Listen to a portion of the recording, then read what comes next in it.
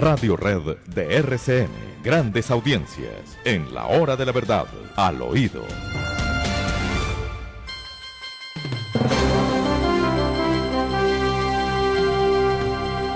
Bueno, señores, llegó el momento de hablar al oído y quiero que empecemos esta sección recordando cómo empezó nuestra mañana. De verdad que fue emocionante escuchar las palabras de nuestro señor director, el doctor Fernando Londoño Hoyos, dirigirse a ustedes, nuestros oyentes. Y por lo mismo, les proponemos volver a escuchar ese saludo que nos llena de optimismo, de esperanza y que nos da cuenta de la firmeza y capacidad que tiene el doctor Fernando en medio de una situación que, hombre, nos tiene a todos muy cabizbajos y esperando su pronto retorno. Escuchamos qué fue lo que dijo esta mañana. Muy queridos amigos de la hora de la verdad, los vuelvo a saludar por estas ondas y quiero manifestarles todo el orgullo que siento del equipo que me ha acompañado y que ha podido mantener el programa en el nivel habitual, y muy orgulloso de que ustedes sean mis oyentes.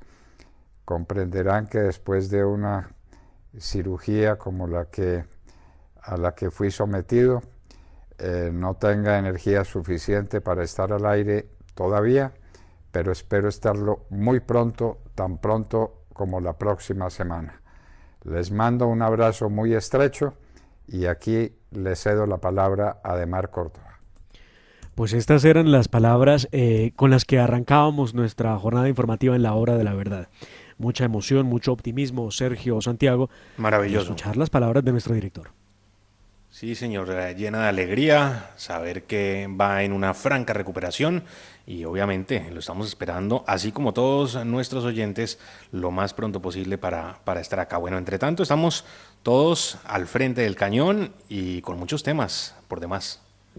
Bueno, viene un revolcón o un remesón en la cúpula militar en este último año de gobierno del presidente Iván Duque.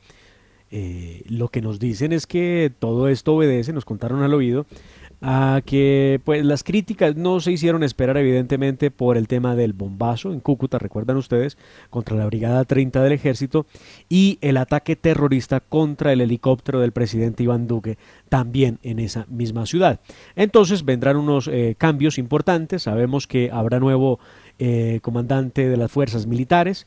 Todo indica que sería el comandante actual de la Fuerza Aérea Colombiana, que también cambia la jefatura del Estado Mayor Conjunto de las Fuerzas Militares. Llegaría el general Carlos Iván Moreno. El comando del Ejército Nacional estaría encabezado por el mayor general Juan Pablo Forero, quien reemplazaría al general Eduardo Zapateiro, ¿no? Reconocido por todos nosotros como el hombre que grita siempre "Ajúa" en todas sus intervenciones. Ajúa. Sí, el nuevo Ademar, comandante... Señor. Pero es que yo lo freno ahí porque el ministro Diego Molano parece que ya le salió al paso a esos runrunes y a esas declaraciones. A mí me parece que el trino que publicó el ministro de la Defensa es bastante diciente. Escribió lo siguiente en su cuenta de Twitter: Colombia cuenta con una cúpula militar y de policía de lujo que seguirá defendiendo al país, dando resultados y venciendo el crimen. Con cada comandante seguimos comprometidos para garantizar la democracia, luchando de frente contra amenazas que intranquilicen a los colombianos. Pues yo no sé si eso es más bien un espaldarazo a los que están actualmente y se descartaría el cambio de la cúpula. Sin desconocer que hay un problema, es que como decía Ademar y como lo vimos todos, Sergio, es decir, un ataque a una brigada en una ciudad capital de un departamento además fronterizo, y que la inteligencia, como lo dijimos ayer, su máximo aporte fue decir que le faltaron 4 centímetros a la bala para dar de baja al helicóptero de Iván Duque. Pues tiene que haber cambios. Ya vimos la renuncia del mayor general Juan Carlos Ramírez, pues por dignidad militar también y reconocimiento, asumiendo la responsabilidad como le corresponde a un general de la República.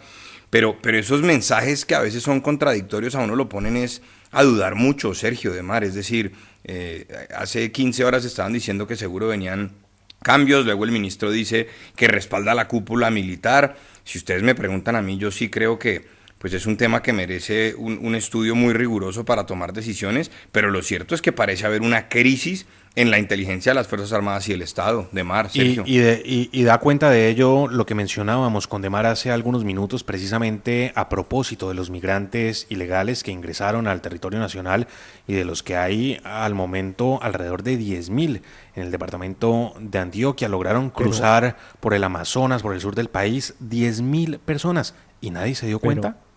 Sergio, permítame, es que ustedes no me dejaron avanzar en el último. En el último nombre. En el último nombre que tendría para la Armada Nacional. Se dice que será el vicealmirante José Ricardo Hurtado Chacón, y pues con la salida del general Ramsés Rueda de la Fuerza Aérea, quien asumirá el mayor general Pablo Enrique García Valencia. Y recuerden ustedes que el general Ramsés Rueda de la Fuerza Aérea asumirá el comando de las fuerzas militares.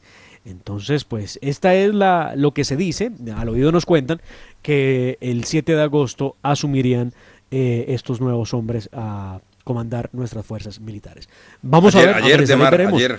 Ustedes, cuando hablan del trino del ministro Diego Molano, tienen razón, ¿no? O sea, el trino no es precisamente afirmando que haya unos cambios en la cúpula militar y de policía, porque dice que son una cúpula militar y de policía de lujo. Pero, bueno, es que puede ser de lujo, pero también pueden cambiarlos, ¿no? Demar, también felicitar ayer a las 10 de la mañana, asumió como comandante de la Fuerza de Tarea contra el Narcotráfico, la famosa número 72 Poseidón, el contraalmirante Orlando Cubillos. Es decir, pues también hay unos cambios que son del trasegar natural de las Fuerzas Armadas y creo que tampoco puede uno decir pues que hay una especie de revolcón. Pero me permiten cambiarles de tercio, Demar, Sergio. Pero no sin antes mencionar, Santiago, que es que el problema es no solamente de la inteligencia. Veíamos las imágenes de lo que ocurría ayer en Barranquilla, la capital del Atlántico, con esa turba atacando tranquilamente, pero relajados. Estaban tirándole piedra atacando y acabando con la fachada de la alcaldía de Barranquilla. A la luz y a la vista de tantas personas, ¿quiénes no estaban allí? La fuerza pública. Permítanme, les hago una pregunta a los dos para cambiar de tercio. A los dos, porque es para los dos y para todos nuestros oyentes. ¿En qué quedó la reducción de la burocracia estatal y la reducción del gasto público? ¿En qué quedó? Porque esa fue una de las banderas de campaña. Y una de las banderas de campaña que además estuvo siempre en esos 5 puntos del programa original del Centro Democrático, que incluía diálogo popular, Estado austero, confianza inversionista, seguridad democrática, cohesión social, era que el Estado tenía que ser, digamos, muy riguroso con sus inversiones y evitar seguir creando entidades, porque el partido hoy de gobierno siempre se opuso a eso. Ahora tenemos, por ejemplo, a Gabriel Santos, representante de la Cámara por Bogotá, diciendo que las unidades de trabajo legislativo, que de acuerdo con lo estipulado en la Ley Quinta, corresponden a 50 salarios mínimos mensuales legales vigentes, mensuales por congresista para su unidad de trabajo legislativo, podrían reducirse a 30. Y seguramente hay otras muchas propuestas y habrá que estudiarlos. Ni más faltaba que solamente vayamos a hablar de una, la pongo como ejemplo. Pero ¿en qué va esto de la reducción del gasto público y la burocracia? Además, Sergio, por un asunto. Y es que las funciones esenciales del Estado, y usted lo acaba de mencionar, Sergio, es, hombre, la seguridad y el orden público. Eso tiene que ser lo primero. Sí. Pero un Estado que invierte en programas sociales y en transferencias y en una cosa, y resulta que una turba de personas pueden destruir una alcaldía, incendiar una sede de la fiscalía, quemar un palacio de justicia y no hay quien responda, pero mientras tanto sí estamos hablando de que vamos a tener no sé cuántos millones de beneficiarios. Demar, Sergio, ¿en qué estamos, no?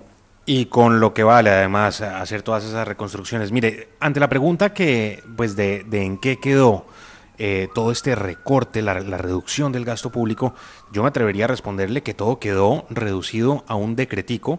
Y sí, me permito calificarlo de decretico, en donde básicamente dicen que se debe ahorrar papel en las oficinas, que se deben bajar las meriendas y los refrigerios cada vez que haya un evento, priorizar las llamadas por WhatsApp sobre la línea telefónica. Hoy en día pues están un poco desconectados porque casi que la mayoría de planes telefónicos incluyen minutos ilimitados. Bueno, en fin, pero quedó en eso, en un decretico que no le ahorra al país los billones que se requieren de ahorro.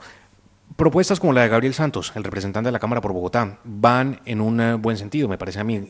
Reducir el presupuesto de las UTLs me parece que es una de las buenas propuestas, pero de nuevo, una golondrina no hace verano, ¿no? Entonces creo que se requiere algo mucho más profundo. No lo veo en la reforma tributaria, yo no lo veo ahí, y bueno, hay que replantear y pensar si se va a hacer en verdad un recorte del Estado como corresponde y con lo que esto implica, empezando por recortar tantos ministerios.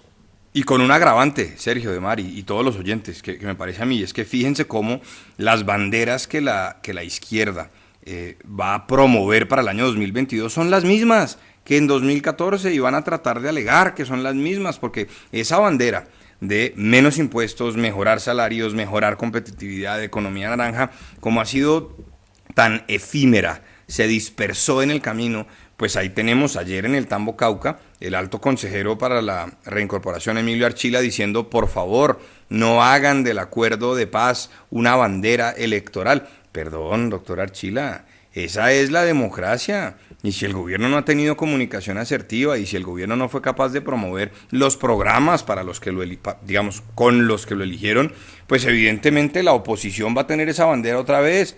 Y el discurso, les digo cuál va a ser, Demar, Sergio, el discurso va a ser guerra o paz. Paz con el famoso pacto histórico o la coalición de la esperanza o lo que corresponda. Y mientras tanto, las tesis que se soportaron para ganar las elecciones en 2018 del Estado austero, de la confianza inversionista, de la economía naranja, etcétera, pues esas han quedado en nada y entonces volvemos a lo mismo de 2014, ¿no, Demar? Pues vean ustedes, vamos a regresar a unos momentos en los que ya habíamos pasado. Pero Santiago, usted habla también de seguir hablando de seguir insistiendo en implementación del acuerdo, pero además de eso, el problema es que el presidente ha sido claro. El presidente ha dicho: yo he sido el presidente, pues obviamente después de Santos, que más le ha apostado al acuerdo y que más lo ha logrado refrendar, o lo ha logrado establecer, o lo ha logrado implementar. Esa es la palabra, implementar. Pues bien, ahí viene el otro asunto que no es para menos importante, y es el de las famosas curules para la paz. 16 nuevos congresistas en el 2022 llegarían al Congreso de la República. Y yo he hecho una cuenta para que ustedes me ayuden a analizar un poco el asunto. ¿Cuánto costarían esas 16 curules? Pues bien, yo hice esta cuenta. Hay que tomar los salarios de los congresistas, estamos hablando de 34 millones y medio, estamos hablando de lo que cuestan la unidad de trabajo legislativo, los 50 salarios mínimos legales mensuales vigentes, sí. Estamos hablando de las camionetas, estamos hablando de la seguridad, estamos hablando de los tiquetes aéreos, estamos hablando del sistema de telefonía celular. Esto sumándolo me llega algo así como 105 millones de pesos. Eso costaría. Pero mensuales. Un congresista. Por congresista. Mensuales. Por congresista. Sí, claro, por mensuales congresista al mes. Por 12. Al mes. Bien. Por 12 y súmele primas y aportes extralegales. Por 16, son por 16. Y esos 16 nuevos congresistas, haciendo la cuenta de esos 105 millones de pesos, le costarían al país 1.693.358.832 pesos al mes. Al año, esos 16 congresistas le van a costar a todos los colombianos, perdón, me incluyo, nos van a costar a todos los colombianos 20.320.305.984 pesos. Demar, ya que usted nos dijo que le ayudáramos con la cuenta, a eso multipliquémosle o sumémosle un 50% adicional, porque no se le olvide que esos 50 salarios mínimos de unidad de trabajo legislativo usted tiene que agregar la famosa carga social, primas, cesantías, etcétera. De manera que estamos hablando es más o menos de 30.000 millones al año. Demar, ahora, algunos dicen que la democracia es costosa. Ok, sí, pero la democracia es costosa es porque el plebiscito no pasó. Es que no pasó, y yo no me voy a cansar de recordarle a los oyentes nunca este asunto. Sergio, ¿qué pasó en Inglaterra cuando el plebiscito dijo nos vamos de la Unión Europea? ¿Se quedaron? Le pregunto. No, se fueron. Punto. Y están pagando las consecuencias de irse, además, entre otras. Sí, pero respetaron eso. Los defensores de ese acuerdo popular, sí. Los defensores de ese acuerdo nos dirían y pagan las consecuencias. Bueno, pero es que fue ese gobierno de Juan Manuel Santos el que tomó la decisión de someter eso a plebiscito. Y había dos opciones, sí o no. Y ganó el no, contra todo pronóstico, contra billones, etcétera. Y ahora vienen, como bien lo recuerda Demar, 16 curules adicionales. Pero ojo, eso no son para partidos políticos. Tienen que ser unas comunidades particulares o comunidades indígenas o grupos que se organicen y una cosa y la otra, y no nos podemos decir mentiras de mar, que quienes han logrado el control territorial y político en esas regiones, pues no son propiamente los partidos políticos que han estado presentes y han dado la lucha electoral en los últimos años. O sí, les pregunto, ¿quiénes son los que tienen el control territorial y político en esas regiones? Sergio y Demar, ¿el Estado colombiano? Claro, y volvemos a lo mismo, al planteamiento que usted hacía, Santiago. Pues sí, es costoso y bueno, que la democracia sea costosa, perfecto, pero pues que las cosas sean eficientes, ¿no? ¿Qué tanta eficiencia le llevan 16 congresistas más al Congreso de la República? Un Congreso que es bastante ineficiente por demás. Y que ya tiene 10 congresistas de las FARC garantizados hasta el año 2026, ¿no? 5 en el Entre Senado otras. y 5 en la Sí, Cámara. señor. Entonces realmente estamos hablando que de ese acuerdo en últimas llegaron 26 congresistas y vía estatuto de la oposición 2 más. Entonces tenemos 28 congresistas adicionales y los vamos a tener ahí de ahí en adelante. Eso me parece a mí francamente pues un despropósito, pero insisto, Hoy el tenemos Congreso- 200, hoy tenemos, Santiago, hoy tenemos 279 curules en el Congreso de la República. Entonces, por favor, súmenle los 16 para que ajustemos en 295. Y de una vez, ¿por qué no ajustamos números cerrados? Déjenla en 300. Porque pues otros sectores están pidiendo tener representatividad. Recuerde usted que los de primera línea quieren llegar al Congreso de la República también. Bueno, vamos a ver si superan el umbral de Mar. Pero venga, comentario para los dos. ¿Y quién paga? De Mar lo decía muy bien, nosotros los colombianos. Y entonces quieren más representación, pero con salario. Esto no es gratis, esto no es que yo vaya ya a expresarme y que sigan mi actividad económica tradicional, no. Esto es con salario y con UTL y con una cosa y con la otra. Ay, escuchen esto, escuchen esto. De verdad que no para de sorprenderlo a uno este país. Dice el Registrador Nacional del Estado Civil, el doctor Alexander Vega Rocha, que la entidad brindará garantías a los jóvenes de primera línea de las protestas sociales para que participen en las elecciones a los consejos municipales y locales de juventud. Definitivamente, en este país se escucha al que pone patas arriba la casa. Al que tira piedra. Bueno, es que Claro. las garantías deben ser para todos. Empecemos por ahí. Las garantías no deben ser para los encapuchados o para... No, las garantías deben ser para los colombianos. Punto, aparte y final. Pero pues si aquí nos ponemos a dividir entre los que tienen capucha y piedra y los que no, pues bueno, ahí tenemos el resultado. Declaraciones tan desafortunadas como las que hace el Registrador Nacional del Estado Civil. Oiga, y hablando de capucha y piedra, Sergio, si usted o yo nos encapuchamos solos, porque si estamos en una manifestación a veces no pasa nada, pero solos, y empezamos a incentivar que todos destruyan una entidad financiera o el transporte público y pasa por ahí algún policía, corremos el riesgo, pues en últimas, de que nos detengan e inicie el proceso para hacernos una acusación formal. Pero si Como usted es colombiano, correspondería. si usted es extranjero, ¿qué pasa? No, Si usted es extranjero, ¿qué pasa? si usted es extranjero en Colombia, lo único que le pasa es que lo deportan. ¿Qué cantidad de delincuentes extranjeros han sido deportados de nuestro país? Muchísimos. Yo quiero ver cuántos terminan detenidos en una prisión, y de todas las nacionalidades. Ahora hay un escándalo por cuenta de la deportación de la ciudadana alemana que llegó como turista a Colombia, que se unió a la primera línea. Hay fotos que dan evidencia y dan cuenta de Pero ello. ¿quién? Empezó a participar en esos actos y ahora fue deportada. No Pero judicializada. ¿quién armó el Una escándalo, lástima que no haya sido Sergio? Pero judicializada. ¿quién armó el escándalo? Ah, pues los mamertos son los que están armando No, el escándalo, pues, Omar. bueno, no, digámoslo con ¿y nombre qué propio. tal Human Rights Watch y el diciendo señor que era el José colmo? Miguel Sí. Vivanco. Sí, señor, Por él eso, es el entonces- que entonces arma la respuesta el no es que asunto no. diciendo que la expulsión Ellos. de ella va en contra del derecho internacional. Falso de toda falsedad, señor. Esa señora vino con visa de turista, como lo dice Sergio, y ejecutó acciones que atentan contra la seguridad y la estabilidad de la nación. Por lo mismo, el país tiene que expulsarle.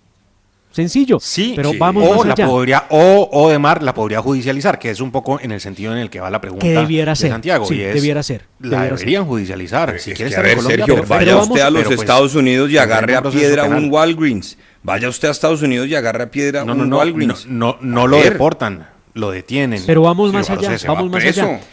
allá. Algunos mamertes, porque ya no les puedo decir mamertos porque ellos dicen que uno viola la equidad de género. No, Algunos mamertes, no vamos a caer en los eso. mamertes están planteando que hay que expulsar a Salud Hernández de Colombia porque le ha hecho mucho daño al país. Ay, por favor, léanse un Ay, poquito pero si la ella es historia de nacional Salud Hernández. colombiana, por ella favor. es colombiana. Empezando porque es colombiana. Empezando porque es colombiana. No, definitivamente. Como el estos mamertos esposo no de dan. Mariana Pajón, que también es colombiano, y a muchas personas no les gusta el hecho de que el señor, nacido en Francia, de origen francés y nacionalizado colombiano, esté en los Olímpicos de Tokio 2020. Pues allí está, porque es colombiano, tan colombiano Pero es como que- Demar, como Sergio o como Santiago. ¿Sabe qué pasa ahí, Sergio? Es que las reglas tienen que estar claras. Voy a poner un ejemplo. El artículo 33 de la Constitución Política Mexicana establece desde hace décadas, evidentemente, que a los extranjeros les está prohibido opinar sobre los asuntos políticos internos del país. Punto. Está en la Constitución y eso hay que cumplirlo y se acabó el problema. Ya. Pero resulta que en Colombia ese artículo no existe. Pero lo que sí existe es un Estado de Derecho donde usted no puede estar agrediendo a la fuerza pública, incitando a la subversión o lo que corresponde, porque es un delito y tiene que pagar por ese delito. Pero bueno, Tenga les digo, la vaya usted, nacionalidad que tenga. no importa, no importa. Es que no puede ser que entonces yo llegue al Corte Inglés en España y lo agarre a piedra y entonces las autoridades españolas me montan en un avión y me vuelven para Colombia. No, señor. Me acusan formalmente No, lo y tengo que judicializan, pagar por el supuesto. delito. Sí, y el Código Penal en Colombia no discrimina entre nacionales y extranjeros, además. Así que, pues, debería ser lo que corresponde, pero bueno, eso tenemos.